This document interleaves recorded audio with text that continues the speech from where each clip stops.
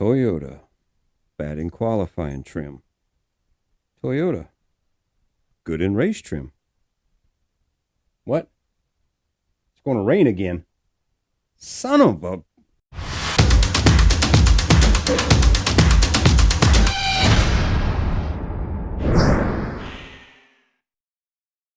What's up, everyone? Todd Brown, That Racing Show. Thanks for dropping by for this pit stop segment. Man, what a difference them Toyotas between Wednesday night and Thursday night. We're going to talk about all that here in just a moment. Right now, we got to talk about the big news that's coming into Daytona right now, and that is weather. Mother Nature is not a fan of NASCAR in 2024, as it looks like rain is coming in throughout the weekend once again. Now, this has caused NASCAR and Daytona to make some schedule changes, and that is the ARCA race is being moved from Saturday to tonight following the truck race.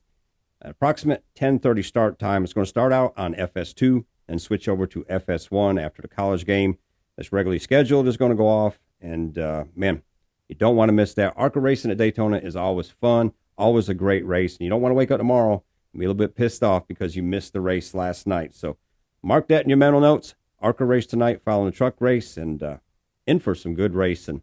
Now, it does look like it's going to be a big washout throughout the weekend. About a 70% chance of rain on Saturday for the Xfinity race. And then Sunday, it's looking like a complete washout. And just looking like we're going to be racing on Monday probably, which Monday is a holiday, but it looks like NASCAR is going to go ahead and run the race on Monday if they can. And but still got them hopes that maybe we can get these races in this weekend, but not looking too good at the moment. Now let's talk about these Toyotas again, because not doing good in qualifying at Daytona. Only one Toyota inside the top 25 in qualifying. That was Eric Jones in 22nd position. And such a change between Wednesday night and Thursday night. But let's look at these qualifying results from Wednesday night, because joining Eric Jones at Legacy Motor Club was Jimmy Johnson, qualified 35th. And then John Hunter Nemechek, 39th. Team switched over to Toyota. Not the best way to start out in qualifying, but again, man, they changed it up last night. Great runs for them. We got to look at the other Toyota camp, 23-11. Bubba Wallace qualifying 28th, and Tyler Reddick qualifying 36th. Not the way they wanted to start out the season, but again, switched it around. Tyler coming out with the win last night, and this was after having some other adversary to compete with right there, because they failed pre-qualifying inspection twice, and he lost his car chief and pit selection for that, but still went out there and got the win. So a great rebound for them. But the one that really got me right here was Joe Gibbs Racing. I did not see this coming in qualifying. None of them cars inside the top 25. Martin Truex Jr. coming in at 26th. Ty Gibbs at 29th. Christopher Bell, 32nd. Again, another Toyota that went to the front, won his duel last night. So an obvious great rebound. And Denny Hamlin qualifying 34th. Not the way they wanted to start out the season as far as qualifying, but again, great rebounds last night. It seemed like all the Toyotas were up front competing, and obviously two of them winning the races, so showing really strong results. Now, obviously, going to carry over into the Daytona 500, so going to be really interesting to follow this. And I do think this is a product of not having testing down there. Obviously, they made changes to the cars this year, and I agree with Dale Jr. I wish they would bring the Clash back to Daytona, bring speed weeks back, bring some practice back for these guys. Because it just seems like it would have made it a little more racier to know what they got to get out there. But still in all, great races last night. And, man, we're in for a great Daytona 500. I feel it. I think this is going to be one of those ones where it goes down to the wire. And great way to start the season. Now, the guy that's in the Toyota everybody was talking about last night, Jimmy Johnson. Obviously, if he wouldn't have made a race, it would be the first Daytona 500 he didn't qualify for in his career. And all eyes were on him to see if he was going to make that race. He had four other Toyotas in the race with him. And quite honestly, he didn't need them. He ran great, ran up front, got his way into this race. And it's going to be interesting to see what he does in the 500, because that car has got some power. And I think he's got a little drive in him right now, because he knows he's got a car that can go out there and win. So going to be interested to see what happens with him. The other guy that I really wish would have made this race, BJ McLeod. I like what this guy's doing. He's got a fun race team right there. And the thing about him, He reminds me of the true independent racer.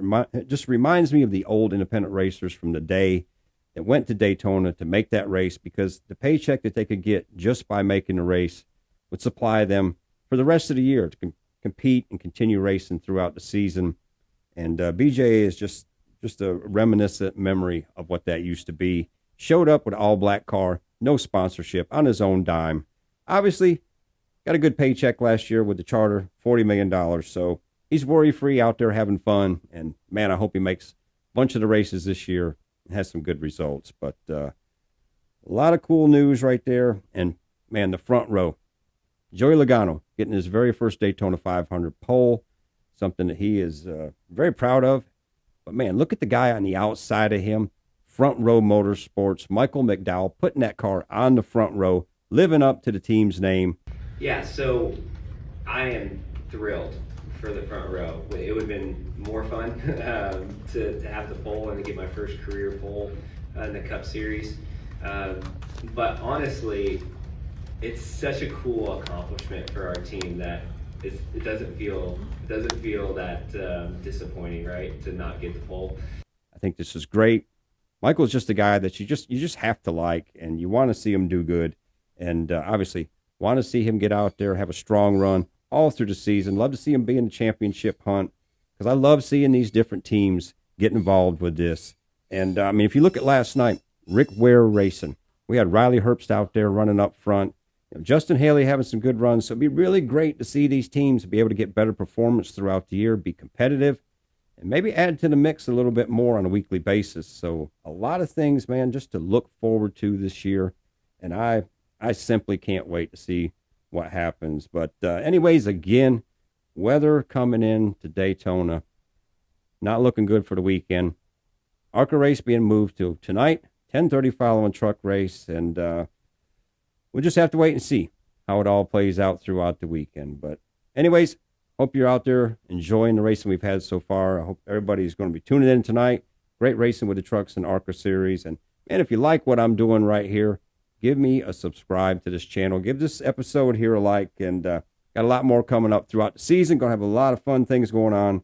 And probably a lot more going on this weekend, especially if it rains. So I'll try to keep you entertained as much as I can. And I got some cool stories that I wanted to add in about Daytona. So hopefully a lot of things going on this weekend. And we'll just see how the weather plays out. But anyways, hope everybody out there is having a great week. And as always, we'll see you at the checkered flag.